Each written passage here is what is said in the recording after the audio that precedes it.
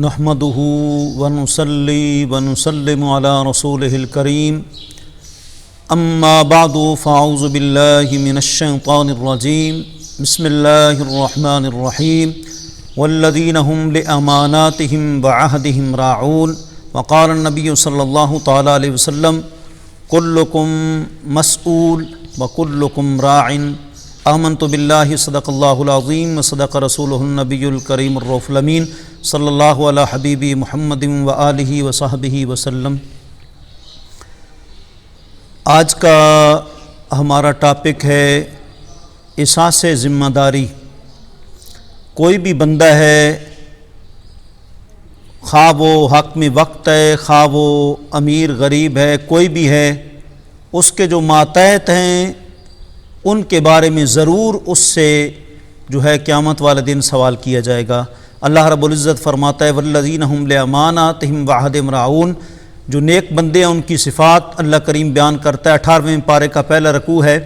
فرماتا ہے کہ وہ اپنی امانتوں کی بھی حفاظت کرتے ہیں اور اپنے عہد معاہدہ اس کو بھی پورا کرتے ہیں۔ صادر الافاضل مولانا سیدنا نعیم الدین مراد آبادی نور اللہ مرقدہ خزائن العرفان تفسیر میں اسی آیت کے تحت لکھتے ہیں، آپ فرماتے ہیں کہ امانت سے مراد عام ہے، خواہ وہ خالق کی امانت ہو خواہ مخلوق کی ہو، اور اسی طریقے سے بھی عہد،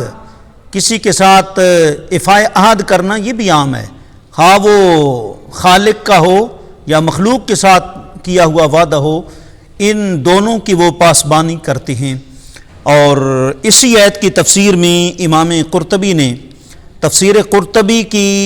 12ویں جلد کے صفحہ 99 پر جو مکتبہ کانیہ پشاور کی مطبوع ہے اس کے اندر لکھتے ہیں، آپ فرماتے ہیں اس سے مراد ہر قسم کا ذمہ ہے، جو بھی بندہ ہے اس کے ماتحت جو بھی ہے اس سے اس کے بارے میں پوچھا جائے گا۔ اگر ایک افسر ہے، اس کے ماتحت کلرک ہیں، ان کے بارے میں اس سے پوچھا جائے گا۔ ایک بادشاہ ہے، اس کے نیچے جتنی رعایا ہے اس کے بارے میں اس سے سوال کیا جائے گا۔ ایک وزیر ہے، مشیر ہے، ایم پی ہے، جو بھی ہے، ہر ایک سے اس کے ماتحت کے بارے میں سوال کیا جائے گا۔ اگر امام ہے تو مقتدیوں کے بارے میں، اگر استاذ ہے شاگردوں کے بارے میں، پیر ہے مریدوں کے بارے میں، ہر ایک سے پوچھا جائے گا کہ جو تمہاری ذمہ داری لگی تھی تم نے وہ نبھائی تھی یا کہ نہیں نبھائی تھی۔ اللہ اکبر۔ دیکھیں صحابہ اکرام رضوان اللہ علیہم اجمعین کس طرح احساس ذمہ جو ہے وہ ادا کرتے تھے۔ کنز الایمان کتاب الفضائل باب فضل الصحابہ جو ہے اس کی جلد نمبر جو ہے 12 ہے، صفحہ 454 ہے، دارالحدیث ملتان کی مطبوع ہے، اس کے اوپر یہ روایت اس کے اندر کنز الایمان کی موجود ہے۔ حضرت سیدنا امیر المومنین فاروق اعظم رضی اللہ تعالیٰ عنہ کا دور خلافت ہے، اور آپ رات کو گشت کر رہے ہیں، آپ چکر لگا رہے ہیں، ادھر ادھر وزٹ کر رہے ہیں، دورہ کر رہے ہیں، تو ایک گھر سے رونے کی آواز آئی۔ حضرت سیدنا فاروق اعظم رضی اللہ تعالیٰ عنہ نے توجہ فرمائی، اور معلوم ہوا کہ وہاں ایک عورت ہے جس کے بچے بھوکے پیاسے ہیں، اور اس نے ایک دیگچی کے اندر پانی ڈال کے آگ پہ اس کو رکھ دیا ہے تاکہ بچے یہ سمجھیں کہ کچھ کھانا تیار ہو رہا ہے اور اسی عالم میں وہ سو جائیں۔ حضرت سیدنا فاروق اعظم نے اس سے پوچھا اس دیگچی میں کچھ ہے؟ اس عورت نے کہا کہ یا امیر المومنین کچھ بھی نہیں ہے، میں تو بچوں کا دل بہلانے کے لیے ایسا کر رہی ہوں۔ حضرت سیدنا فاروق اعظم رضی اللہ تعالیٰ عنہ اسی وقت واپس آتے ہیں، اور آ کر واپس اپنے گھر سے جو ہے وہ گندم، چاول اور دیگر خورد و نوش کی جو بھی جو ہے ضروریات زندگی کی جو بھی چیزیں تھیں، حضرت فاروق اعظم ان کی بوری بھرتے ہیں اور بوری بھر کر اپنے کندھوں کے اوپر اٹھا لیتے ہیں۔ اور اس دوران آپ کا جو نوکر تھا، خادم تھا، حضرت اسلم رضی اللہ تعالیٰ عنہ کا حضور مجھے دیں، بوری میں اٹھاتا ہوں۔ آپ نے فرمایا تم نے نہیں اٹھانی، کیونکہ قیامت والے دن میں امیر المومنون ہوں، مجھ سے ان کے بارے میں پوچھا جائے گا، تم سے نہیں پوچھا جائے گا۔ اس لیے اللہ اکبر، حضرت سیدنا امیر المومنین تشریف لائے، آپ مختلف اشیاء کی بوری بھر کر غریب کے گھر خود تشریف لاتے ہیں۔ اللہ اکبر، کیسی حکمرانیت تھی۔ آپ تشریف لاتے ہیں اور عورت کو وہ ساری چیزیں پیش کرتے ہیں اور فرماتے ہیں کہ اب میرے سامنے کھانا تیار کرو۔ اس نے کھانا تیار کیا، پھر اس کے بعد ان کے گھر کے صحن میں بیٹھ گئے اور بچوں کو کھانا کھلانے لگے۔ حضرت اسلم کہتے ہیں آپ کے امیر المومنین کے غلام نوکر وہ کہتے ہیں کہ امیر المومنین خوشگوار ماحول میں بچوں سے بڑی عاجزی اور پیار اور محبت کر رہے تھے، تو میں نے پھر پوچھا تو آپ نے فرمایا کہ بھائی اصل بات یہ ہے کہ میں جب آیا تھا تو یہ بچے رو رہے تھے، اب میں چاہتا ہوں کہ میں ان کو ہنسا کر جاؤں، ان کے چہروں پر خوشی و مسرت کے آثار دیکھ کر پھر میں جاؤں۔ اس سے آپ اندازہ لگا لیں اللہ اکبر حضرت فاروق اعظم نے کس طرح احساس ذمہ داری جو ہے آپ نے ادا فرمائی، اور کلکم مسئول بکلکم رائے، حضور کے فرمان پر کس طرح عمل کیا، ہر ایک کے بارے میں تم سے سوال کیا جائے گا، ہر ایک جو بڑا ہے اس کے نیچے اس کی رعایا ہے اس کے بارے میں سوال کیا جائے گا۔ اب دیکھیں حضرت سیدنا فاروق اعظم رضی اللہ تعالیٰ عنہ وہی ہستی ہے نا کہ علامہ ابو نعیم حلیۃ الاولیاء کی پہلی جلد صفحہ 99 پر آپ فرماتے ہیں حضرت فاروق اعظم رضی اللہ تعالیٰ عنہ کہا کرتے تھے کل کیا اگر کوئی میرے دور خلافت میں ایک جو ہے وہ بکری پیاس کی وجہ سے اگر وہ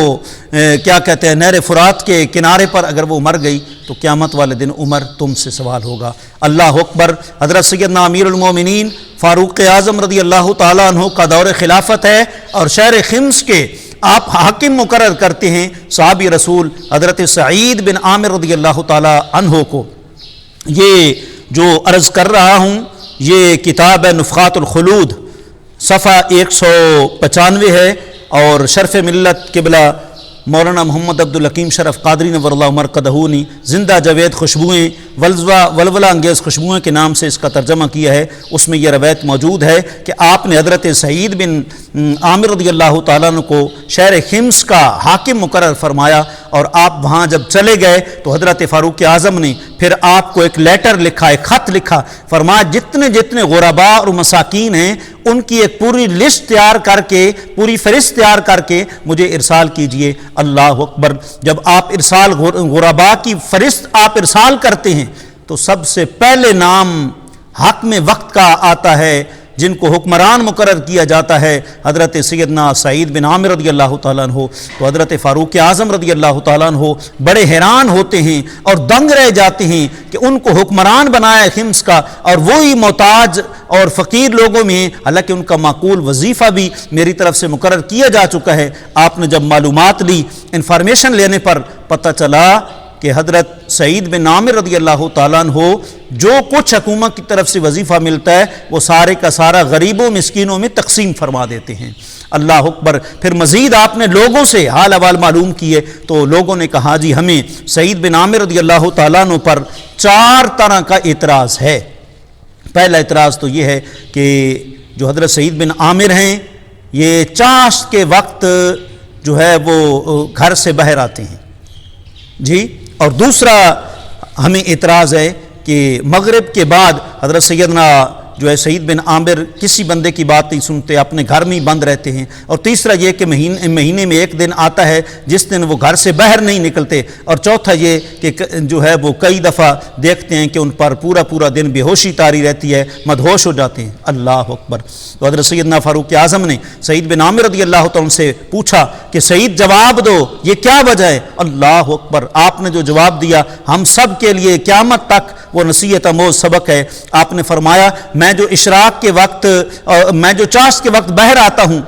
اس کی وجہ یہ ہے کہ میری گھر میں کوئی نوکرانی خادم نہیں ہے اور بیوی میری بیمار ہے، گھر کے کام کاج میں خود کر کے اس ٹائم فارغ ہوتا ہوں پھر باہر آتا ہوں، اور دوسری بات مغرب کے بعد پھر میں کسی سے ملاقات نہیں کرتا کیونکہ سارے دن حقوق العباد ادا کرتا ہوں، مغرب کے بعد پھر اللہ کی عبادت میں کھڑا ہو جاتا ہوں، حقوق اللہ جو ہے وہ کامل ادا کرتا ہوں، اور باقی رہا کہ ایک دن میں باہر نہیں آتا، میرے پاس کپڑوں کا صرف ایک ہی جوڑا ہے، میں نے اسے دھونا ہوتا ہے خشک کرنا ہوتا ہے تو اس لیے ایک دن پھر میں باہر نہیں آتا۔ باقی رہا کہ جو مجھ پر مدہوشی طاری ہوتی ہے اس کی وجہ یہ ہے کہ میں نے جب اسلام نہیں لایا تھا تو اس وقت حضرت خبیب رضی اللہ تعالی عنہ کو جب جو ہے وہ سولی پہ چڑھایا گیا تھا وہ واقعہ جو میرے جب سامنے آتا ہے تو پھر میں بے ہوش ہو جاتا ہوں، مدہوش ہو جاتا ہوں، کاش کہ میں اس وقت مسلمان ہوتا، حضرت خبیب کا میں جو ہے دفاع کرتا۔ تو اس سے آپ اندازہ لگا لیں کہ صحابہ اکرام، اس لیے پھر حضرت فاروق اعظم کی کیفیت اور رہی ساری زندگی۔ حضور نے ایک دفعہ صحابہ کو اکٹھا کر کے فرمایا اپنی اپنی تمنا بتاؤ۔ ایک صحابی نے کہا میرے پاس لشکر ہوتا، میدان جنگ میں لے جاتا اور دشمنوں پر حملہ کرتا۔ دوسروں نے کہا میرے پاس مال و دولت ہوتا اللہ کی راہ میں خرچ کر دیتا، لیکن حضرت فاروق اعظم کی جب باری آئی آپ نے فرمایا کاش سعید بن عامر جیسا مجھے نگران مل جاتا مسلمانوں کے معاملات کا تو میں جو ہے حکومت کرتا۔ اور بار بار آپ دعائیہ جملہ فرماتے رحمہ اللہ، اللہ سعید بن عامر پر رحم کرے۔ اللہ کریم آپ کو ہم سب کو اپنے اپنے منصبی فرائض ادا کرنے کی توفیق عطا فرمائے۔ وآخر دعوانا ان الحمد للہ رب العالمین۔